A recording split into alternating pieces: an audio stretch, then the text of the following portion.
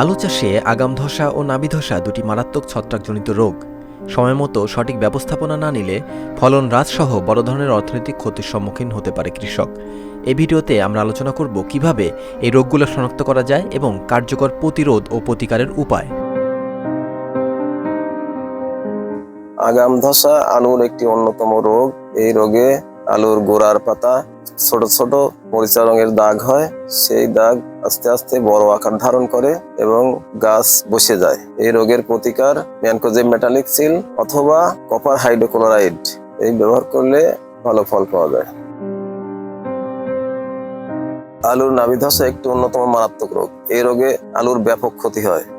এই রোগের প্রাথমিক লক্ষণ আলুর পাতার কিনারায় ছোপ ছোপ বাদামি রং ধারণ করে আস্তে আস্তে কালো হয়ে পুরো পাতা ছড়িয়ে পড়ে। এ রোগের পাতার নিচে ছত্রাক জমা হয় এবং পুরো পাতা পচে যায়। এই রোগ দেখা মাত্র সেচ বন্ধ করে দিতে হবে এবং আক্রান্ত গাছ তুলে পুড়িয়ে ফেলতে হবে অথবা মাটির নিচে পুঁতে ফেলতে হবে।